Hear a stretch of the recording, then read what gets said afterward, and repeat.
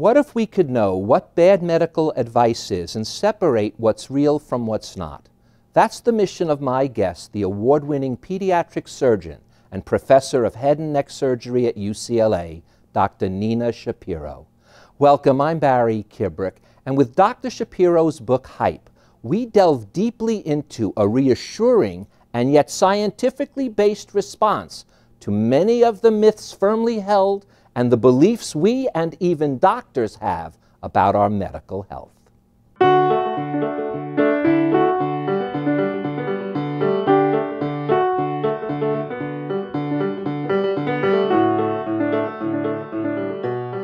Dr. Shapiro, this book is going to have to be read by everyone that has half a brain, because it is one of the most important books that are out there, and I am so glad you've come and graced our set today. Well, it's great to be here. Happy to talk about it. All right, let's begin with your chapter, Worrywarts and Fearmongers, because the media right now has got us almost paralyzed by every new little myth, every new little something that comes out there. And you so carefully want to alert us, but you do so not just in your words, but through real scientific research, and more importantly, you really relate to your patients, because even as a doctor, you admit you fall prey to some of the myths as well. Absolutely, and we all worry, and it's normal to worry, and the media has to give us this information, and they have to give it quickly. They can't publish a 10-page article from a scientific journal and expect people to understand it and digest it. So they have to give these little pieces of information, and it's going to draw us in, it's going to draw the listener or the viewer in, and it could be terrifying, and it could be completely disorienting. And I understand. I don't know everything about health. I don't know everything about medicine, and when I hear something about me, about that may relate to my family, we all worry. But what I want to do, and what I try to do in this chapter and also in the book, is really to allay some of these fears that people have. I need to make a little correction, because you said you tried to do, you succeeded, and you went beyond trying. Okay, I think that's important. But you also are aware of, as you call it, the Wild West of internet medicine. And these are your words, and you actually repeat the phrase a few times, and I'm going to do it too. But in the deep waters of the internet seas of health information, swim carefully. Yes.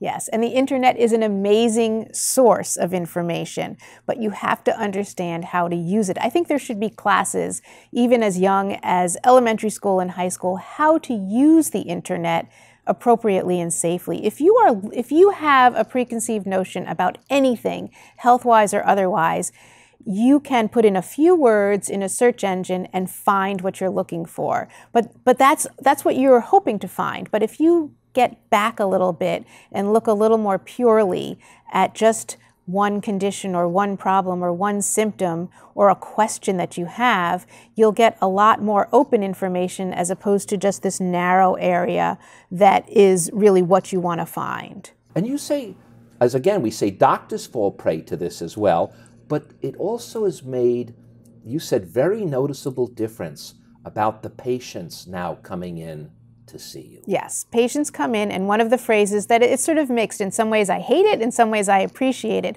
I did my research. I did a lot of research on this area. That's what the patient will come tell me. And sometimes I'll ask, well, what lab do you work in? And where have you done your research? And they'll say, oh, no, not that kind of research, my research. And sometimes that research is very interesting, and I don't discount what the patient says. I want to hear how they looked up what they were concerned about and what they found. And then I can go through whether I think it's valid or not. But patients do come armed with a lot more information. For the most part, this is good. Well, you quote a Dr. Sellis, I think it is. Maybe I've got what was the doctor that you quote? Well, I'll tell you what Silent. And he said to you, and you believe this wholeheartedly, that the more you listen, the patient will eventually give you the proper diagnosis. They will hand it to you on a silver platter. It's amazing. And we don't realize how little we listen. I think it's something like an average of 25 seconds that a doctor will wait before they interrupt a patient who comes in to see them. And you know, yes, it's easy to say, oh, it's the doctor's fault, but you know, we are pressured to see more patients efficiently. We have all this electronic medical record keeping now. So there's a lot of pressure on both ends. But if we just every so often take a step back, listen to what the patient has to say, even if they're having this circuitous path of telling us, we can really find a lot of important information. But I've also been now to doctors where you almost never even look them in the eyes. They are literally sitting in front of a computer screen, filling in information, and I have to literally sometimes tap them on their shoulder and say, "Doctor, I am here. I don't care about that form." And if you don't, that's another thing you advocate. You have to be a strong patient when it comes to this, because you can't have a doctor just filling out a form and not paying attention to you. Right. And I think if you have the luxury of choosing a doctor, you really want to have a doctor who's going to have a face-to-face relationship with you. You also in here, and this is why it's called hype, you say, putting risk into perspective. The one thing we Americans do is panic well. And you give so many great examples where you, I have to use one of them, where, you know, the greatest risk for anyone from 1 to 45 is an accident. Right. Yet we will fear the gun shooting in the school, the terrorist act here, we will fear the Ebola virus breaking out, the Zika virus, and yet none of that most likely will ever affect us. Will we trip and fall? Should we wear a safety belt? Should we wear a helmet when we ride our bike? Right. Those are the big issues. Exactly, and it is perspective. But we do worry really well. This country, especially, we do panic really well, and it's exciting to think about. Oh wow, if I walk over there, I may get exposed to Ebola. But I didn't get a flu shot this year. Well, the risk of dying from the flu, which isn't so exciting and glitzy and doesn't necessarily make headlines when Ebola is crossing the ocean, we'll worry about that. Y2K, perfect example. Everyone remembers where they were on December 30, you know, adults remember where they were on December 31st, 1999. We remember what we did to prepare. And everyone had their own thing that they did, whether it was related to their computer or their ATM or their food supply or their water supply. We all did something, even if it was on a small scale, and nothing happened. The clock turned and everything was fine. But how exciting was that for everybody to worry and panic together about this? Another thing, and because I just love the line, so I am repeating it again. The power or not of genes. The gene pool is deep. Swim carefully.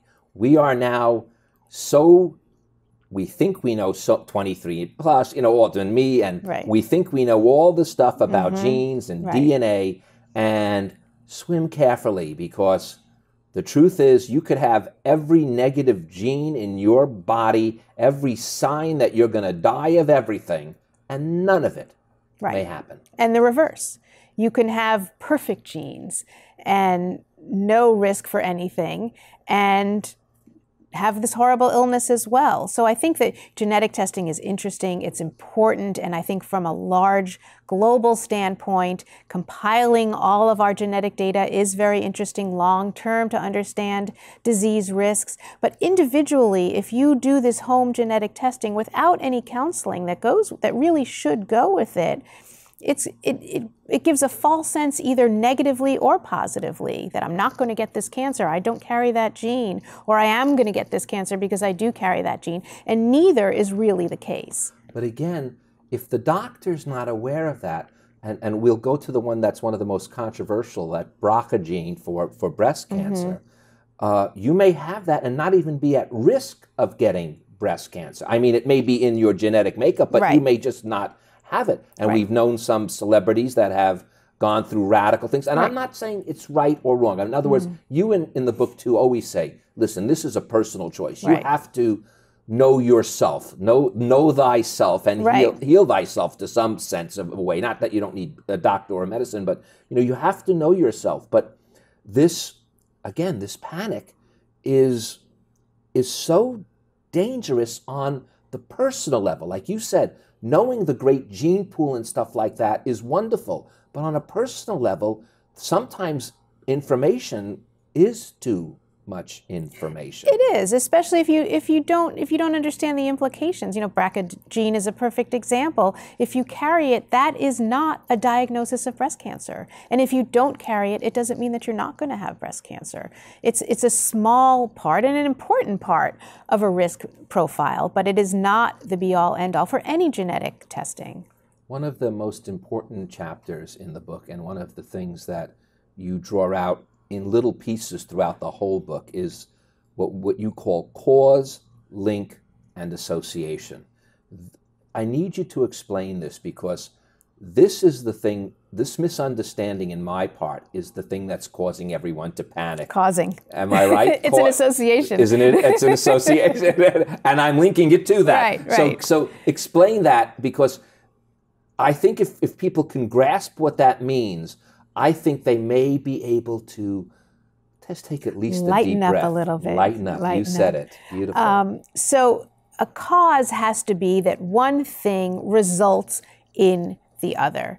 The one thing I say we can know is that cigarette smoking causes lung cancer. But even with that, 100% of cigarette smokers are not going to come down with lung cancer either. But that's probably, from a health standpoint, the closest thing that we can really put a cause on. Everything else, cell phones cause cancer, turf, artificial turf causes cancer, plastics cause cancer.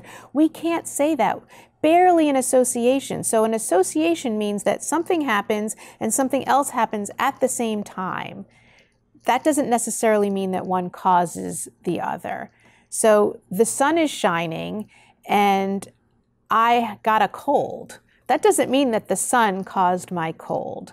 That's a complete association, nothing to do with cause. And I think people put those together very frequently. But then you add the fake news, and even the fake news by serious journals. And the classic one you give here is the one from the 1998 Lancet that came out about the MMR vaccines and causing autism.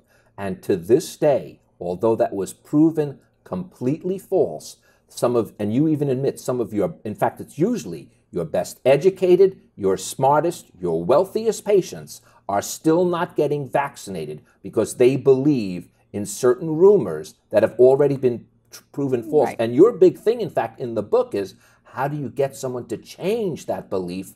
Once they have it, it's almost impossible. It's almost impossible to change. And it's really, and they'll try to shift their belief a little bit. And that journal article 20 years ago, it has turned into a celebrity platform to use their sense of safety of not getting vaccines as that, oh, we don't get the illnesses anymore. I like to use a gentle schedule. People look at this wonderful star and say, wow, they look really healthy and they have a lovely family. I'm going to follow what they do. So oftentimes people who use their platform, whether it's a celebrity platform, political platform, to give health information. And vaccine has been one of the most dangerous ones.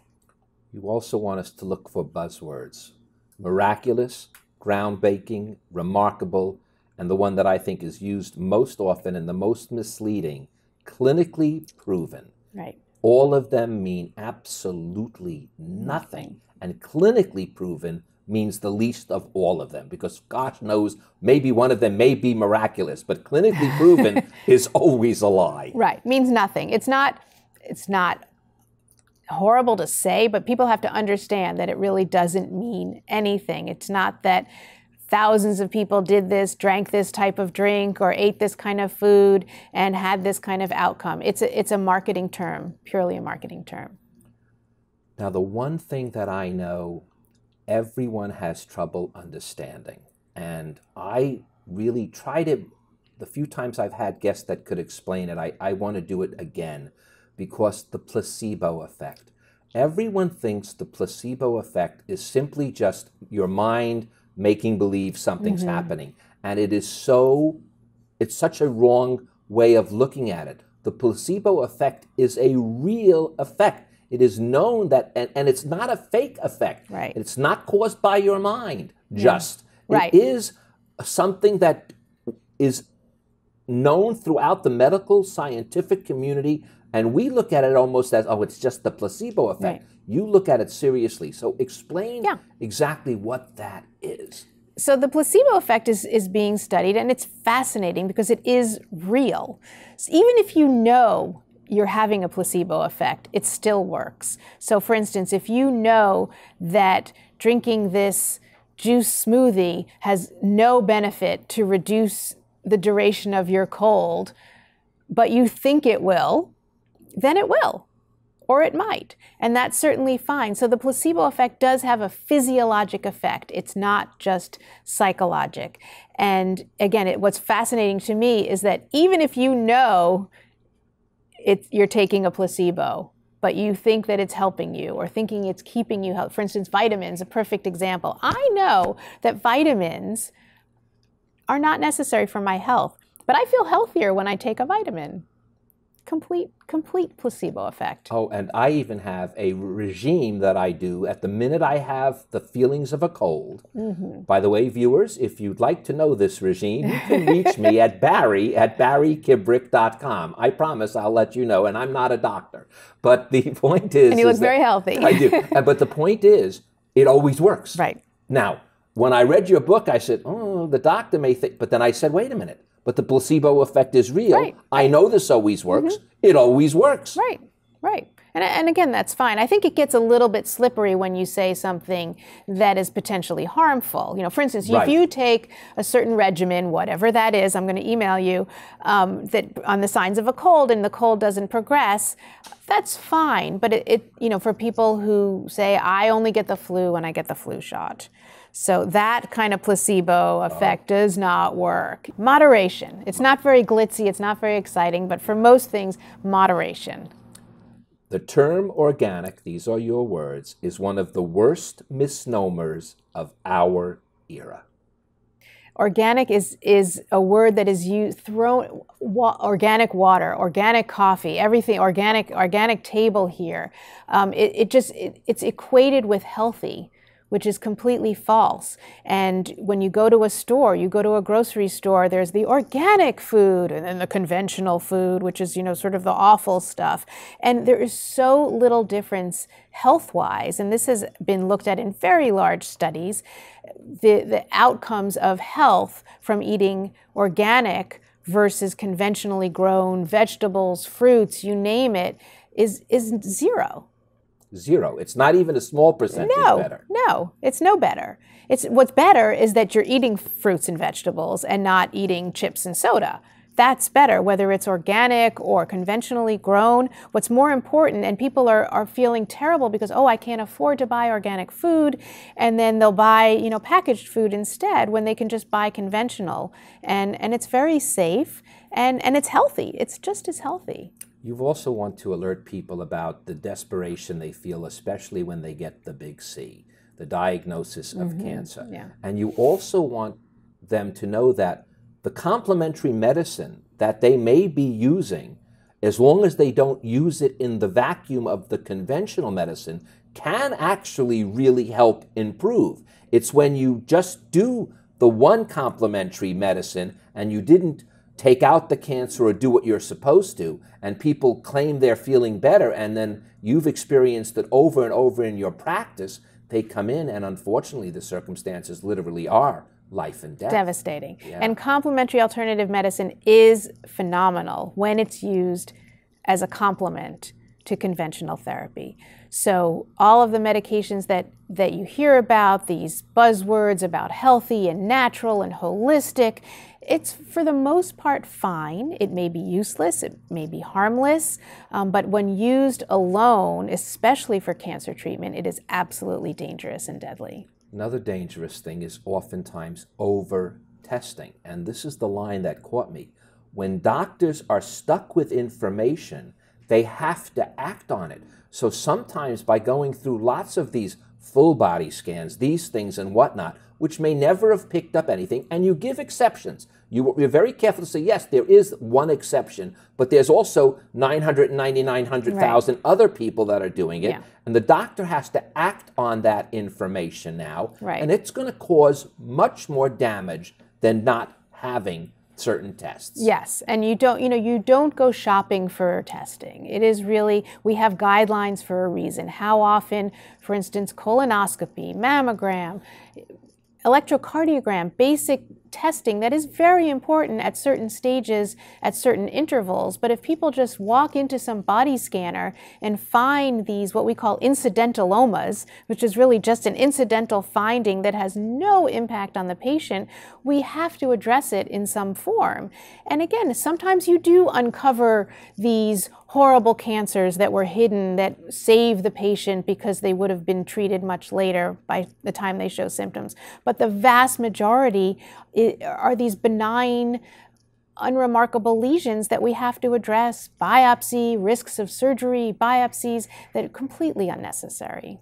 You use this term that I think people could really understand because it's so simple. Every road one takes for health has multiple forks in that road.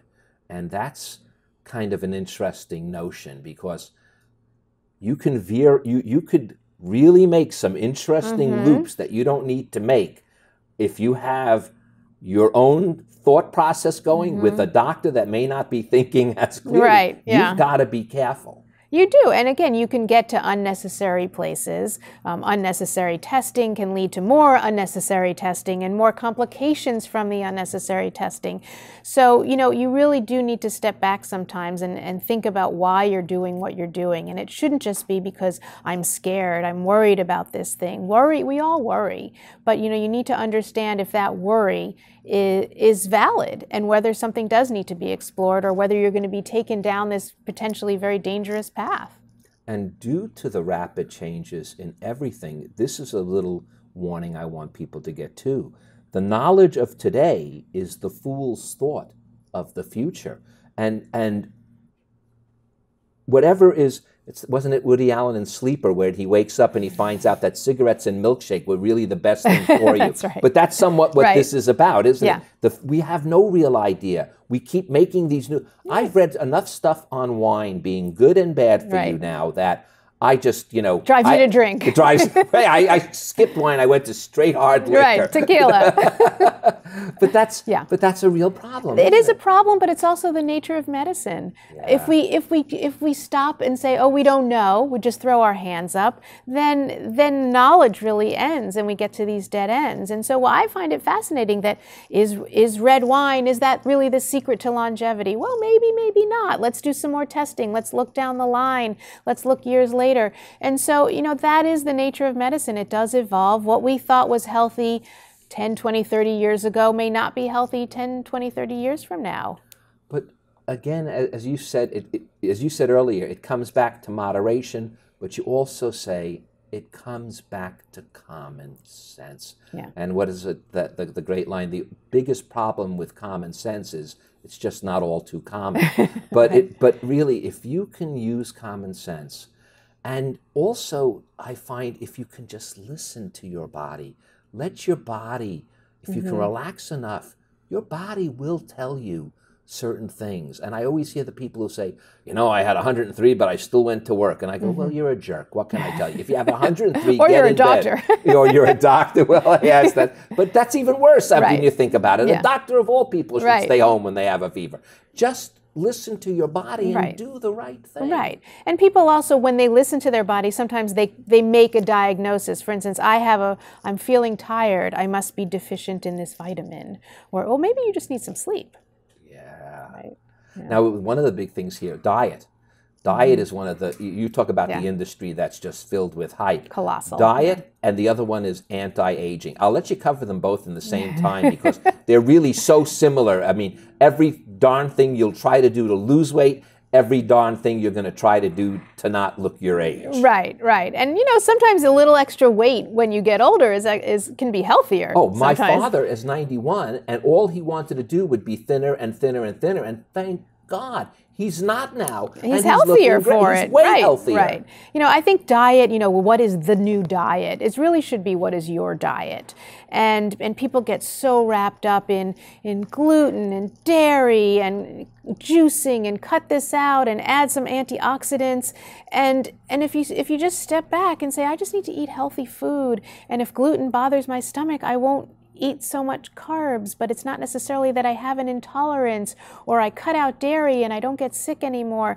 It's a little bit of nonsense, and people get so focused on this as opposed to just eating sensibly. It's not so exciting, but you'll probably feel better and you won't have to think about it so much anymore. Well, as I told you, I only go to doctors that make me feel better. And Doc, you just made me and my viewers feel better. Thank Pleasure. you so much. And thank you all for joining us. Now, before Dr. Shapiro leaves, I'd like to leave you with these words from Hype. Optimal health is easier to achieve than you think. It may always be a moving target, but that doesn't mean you can't enjoy the ride. I'm Barry Kibrick. Between all the hype and misinformation, we can look for that moving target of good health, and we might as well enjoy the ride while we do. Thank you again, Doc. Pleasure. Thank you. Pleasure. It was a lot of fun. To connect with Barry, like him on Facebook and follow him on Twitter @Barry Kibrick. And to contact Barry directly, view past episodes of Between the Lines, and read his weekly blog, visit us at barrykibrick.com.